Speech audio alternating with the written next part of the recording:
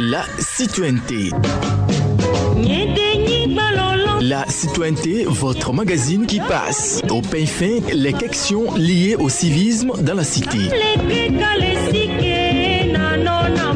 Débat, critique. Est-ce bon pour un citoyen d'uriner n'importe où dans la rue? C'est pas bon parce que... Ceci n'est pas bon alors. Si j'ai envie d'uriner urgemment, on appelle urgemment. Le gars peut aller à la maison, non, il peut aller à la maison. Apport de solutions. J'invite les usagers de la route à être prudents, à méditer chaque fois qu'ils sont sur la route. Cette phrase, vaut mieux arriver tard que de ne jamais arriver. Des interviews seront au menu de ce mag. Suivez la citoyenneté sur City FM tous les jeudis de 15h30 à 16h.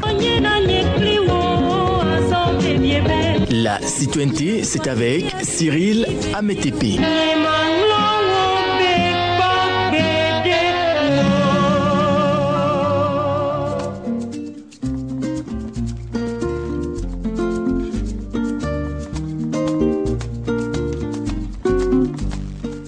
Bonsoir à tous et merci d'être nombreux scotchés à vos postes récepteurs afin de passer cette aventure éducative, morale et civique tous les jeudis à partir de 15h30 par le biais de la citoyenneté. Le changement de comportement positif de tous les citoyens, tel est notre credo. Aujourd'hui, nous nous intéressons aux nuisances sonores ou pollution acoustique et au comportement civique. Et pour débattre de ce thème, j'ai l'honneur d'avoir au studio une citoyenne répondant au nom de Sonia Amegandi. Bonsoir Madame Sonia. Bonsoir Cyril.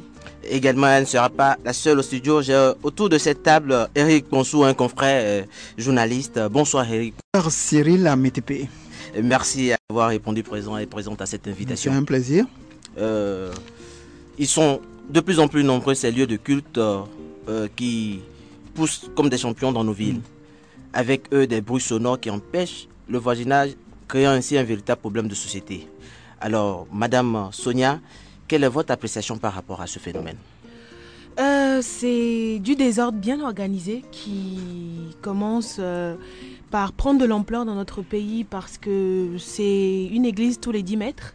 Une église tous les 10 mètres dans le même quartier, c'est 1000 congrégations religieuses et qui, comme par hasard, ont des veillées de prière les mêmes heures ou soit qui s'enchaînent quand l'autre commence à 1 heure, l'autre commence à 2 heures. Et finalement, on n'a plus le droit de dormir, on n'a plus le droit de carrément même dire, on dira que c'est Dieu qu'on défend. Eh bien, Dieu c'est bien beau, c'est bien vrai, mais seulement parfois c'est déplorable.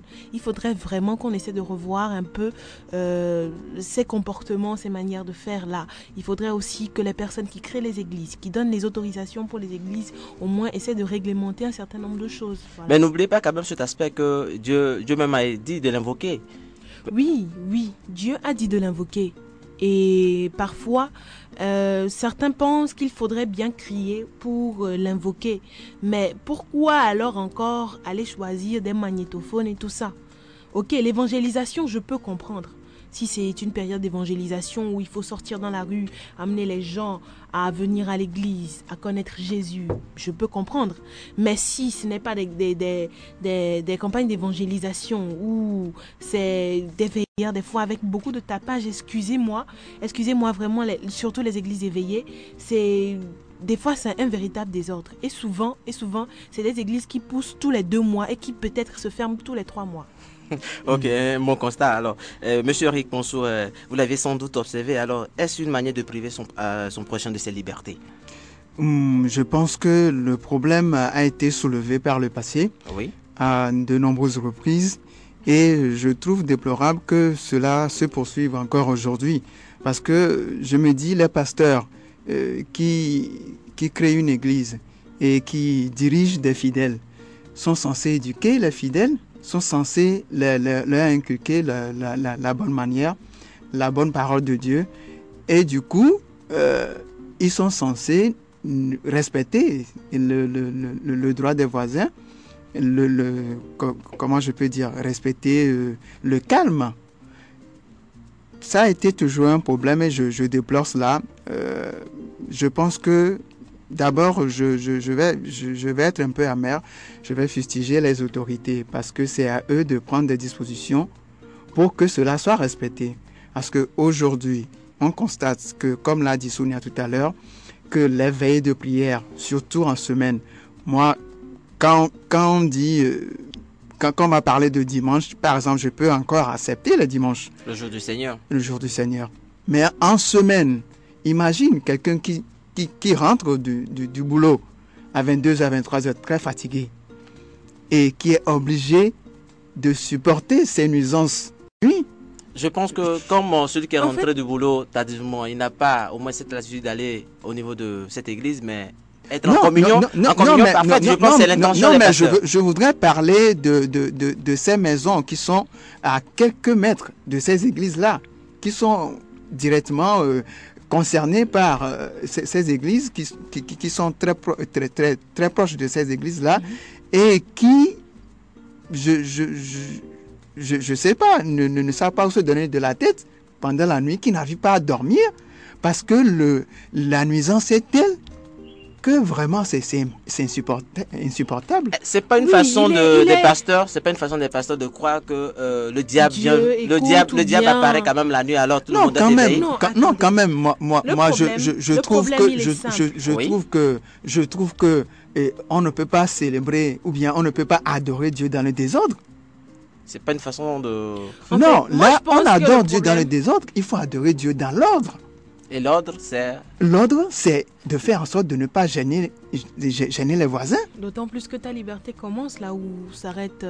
ta liberté s'arrête là où commence celle des autres.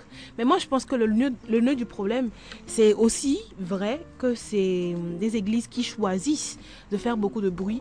Mais je pense que le problème vient de la réglementation des positions des églises par rapport à nos maisons. Si je peux me permettre de le dire à l'extérieur, bon, si je ne sais pas si ça se fait en Afrique, mais la plupart des choses que j'ai constatées, par exemple dans les pays européens évolués, c'est que l'Église a son... Je ne sais pas si... L'agglomération, voilà. Une urbanisation, je pense que ça dépend de l'urbanisation. Exactement. Il y a une agglomération séparée de celle des habitations, qui fait que quand chacun est dans son église, se casse la tête, crie, fait ce qu'il veut, ça n'engage que la personne elle-même. À partir du moment où tu sors de l'agglomération, c'est dans cette même lancée, je me dis aussi que on place carrément les monastères à part pour éviter le bruit des moteurs et tout ça, les silences et tout ça de la même façon, mais placer les églises à part. Ok, vous voulez évangéliser, venez en ville, venez dans les maisons, allez toucher les gens, d'accord, mais par rapport aux nuisances sonores, moi je pense plutôt que la réglementation viendrait du fait qu'on puisse donner une place à chacun dans ce pays. Ce serait bien, vraiment bien. Donc je pense que c'est peut-être aux autorités qui donnent les autorisations à ces églises de s'implanter, de leur chercher des endroits reculés. Une question est de savoir si ces églises-là reçoivent pour qu'ils ne perturbent pas la population. Est-ce que ces églises-là reçoivent effectivement des autorisations, Eric? C'est cette question qu'il faut se poser. C'est l'une des questions qui se posent. Mais quand même, j'ai une maison. Ce qui se passe maintenant, c'est simple.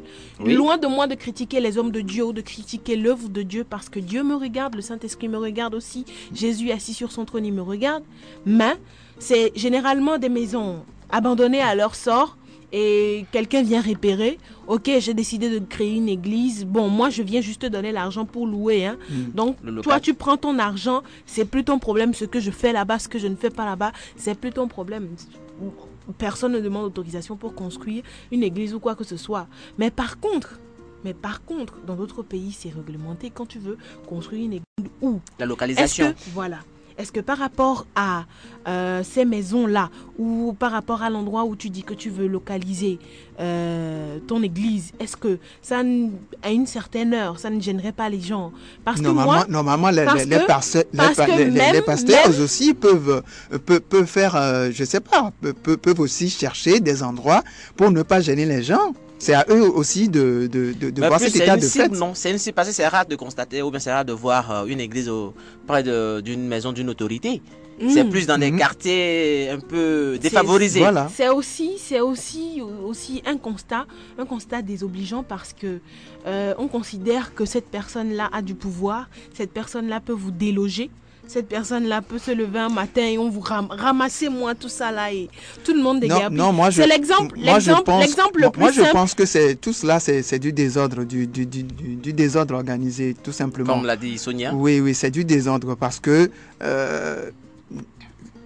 implanté, on sait qu'une église réveillée, ça fait du bruit, ça prie toute la nuit, mais Ça joue des instruments sonores. Je n'ai pas l'habitude acoustiques. d'avantager. Je n'ai pas l'habitude d'avantager une Alors il église faut par prendre des rapport à une dispositions autre. pour ne pas gêner Par les rapport autres. à une autre. Mais, excusez-moi, mais tous les centres catholiques qui sont construits, elles sont construites à des endroits où, quel que soit le bruit que tu fais, tu ne gêneras pas ton voisinage. Prenons simplement l'exemple des différentes églises catholiques qu'on a aujourd'hui. Quand tu prends celui de Assiyé, mais à côté, c'est à côté du marché, qui est veille de prière du lundi.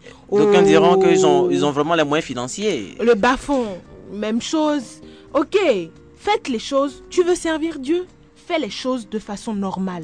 Ne va pas chercher une maison abandonnée en plein milieu d'un quartier pour dire que tu évangélises les gens pour pouvoir leur casser les oreilles parce que Oui, à la fin, c'est là où je donne foule. tort encore à ces dirigeants d'église. Oui. Parce qu'ils peuvent construire ces églises-là pour respecter certaines normes. Oui, ne dérange pas les voisins.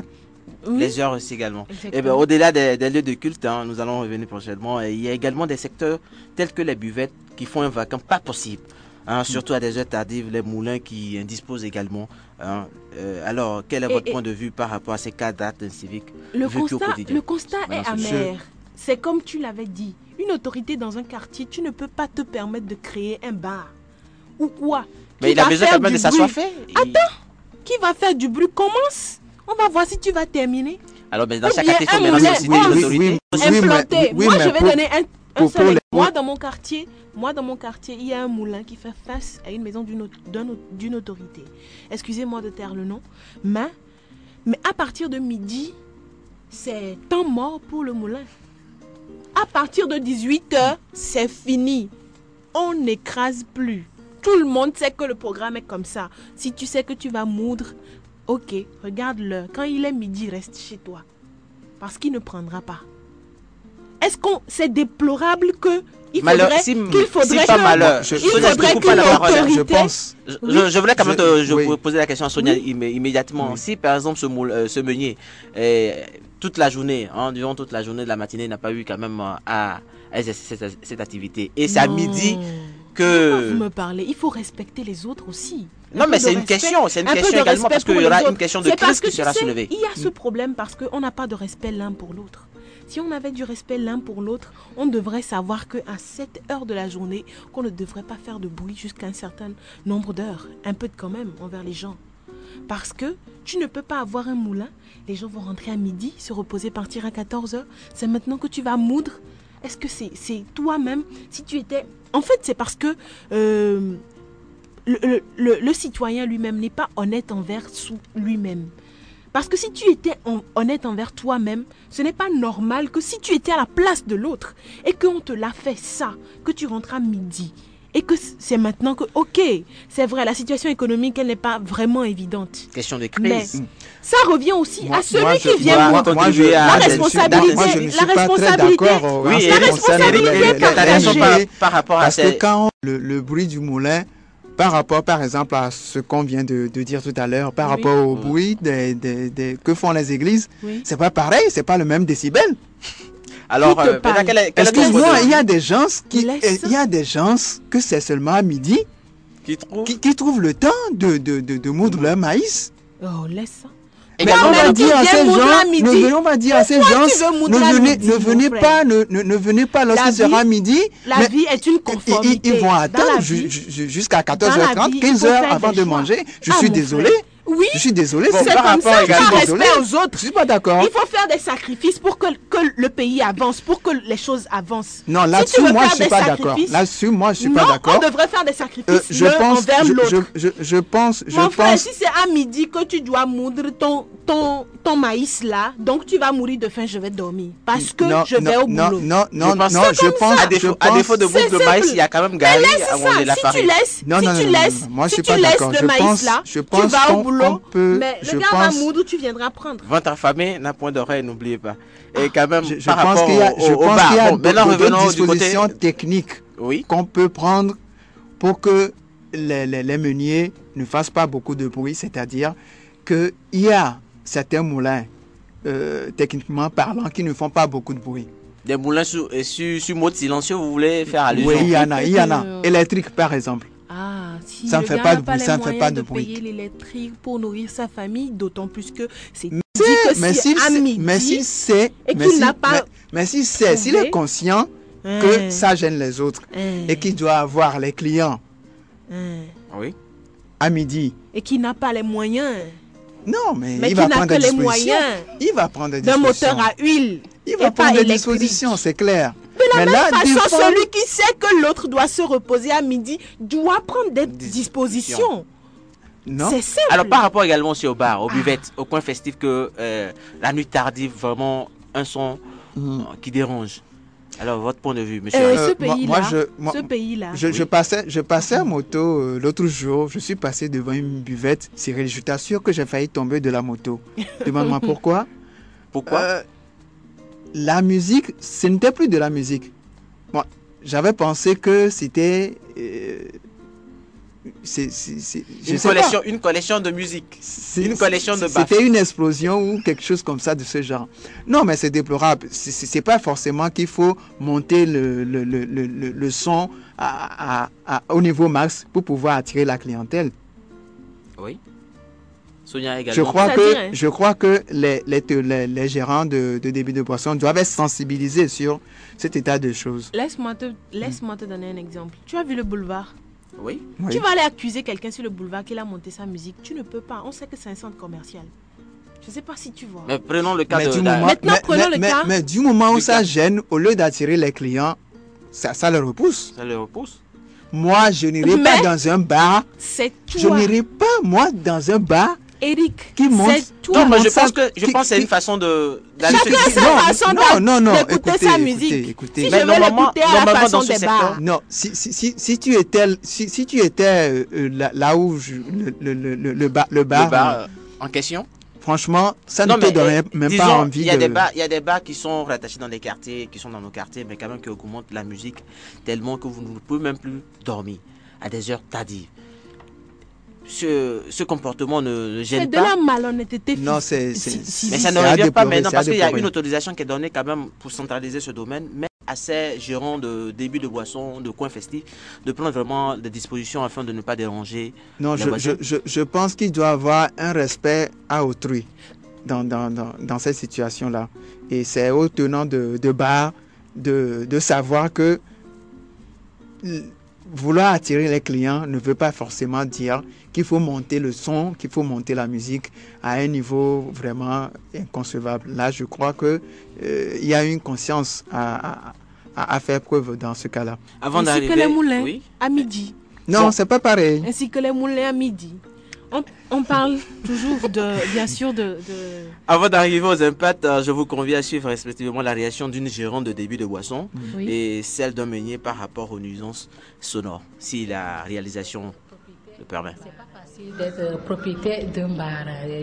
Tout le temps, les voisins vous menacent. Il y a certaines personnes même qui vont jusqu'à dire qu'ils vont vous consoler, qui vont vous convoquer au commissariat. C'est pas facile.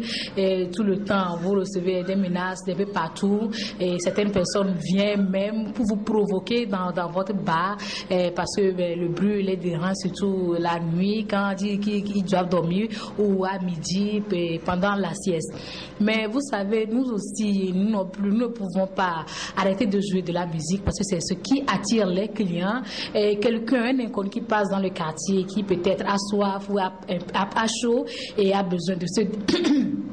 et a besoin de se désaltérer, s'il entend du bruit quelque part, il sait en même temps qu'il y a un bar ici et il peut vous approcher pour prendre quelque chose chez vous. Et en plus, les clients ne peuvent pas venir s'asseoir et comme aux funérailles, sans musique, vous savez, le bar ne peut pas marcher. Alors nous aussi, on est obligé de jouer de la musique, même si nos voisins ne sont pas toujours d'accord avec nous.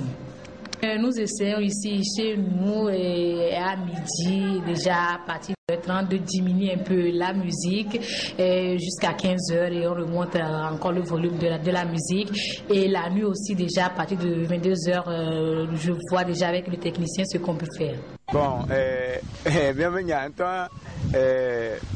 Nous comptons le droit, mais nous comme doja globe nous manya et tout non pour miamoko le doame bon les 7 heures monter toi normalement 7 heures mirato et toji donc animi toji et toji 7 heures on aka no possible midi na mi la noter quoi e gba 14 heures mi gba toji kaka en allant de 14 heures à 20 heures mi la noter vois et ya hiya me va nyadu o le se vijan vraiment bleu de le hiya me gbe no mayu agomayi vi amejabe ija down dare vieux kan gba aju school aju idome vi amoabe fona ba tunu na de ko jao lo obligé do la fa ba tunu na ma kan gba la down dare amorun to o le asime ave diblia kan gba la ba tunu amorun ne kaka ne o gboto fiesime gâton kan gba la va monter me va monter en nova gâton o ju wo sunu agboso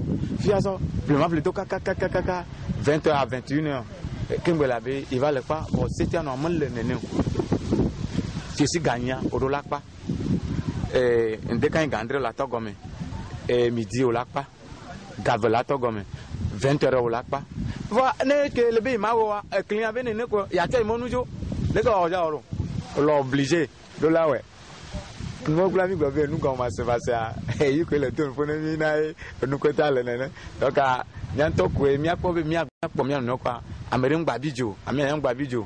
For no be church it also I is a some talk one on Également, vous venez maintenant de suivre la réaction respectivement d'une gérante de débit des boissons et également d'un moulin. Alors, oui, moi je voudrais intervenir sur cet état de choses.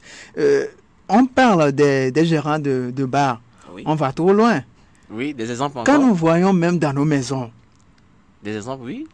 Il y a des frères, des sœurs, c'est un locataire spécial qui se font DJ dans leur maison et qui gênent les autres.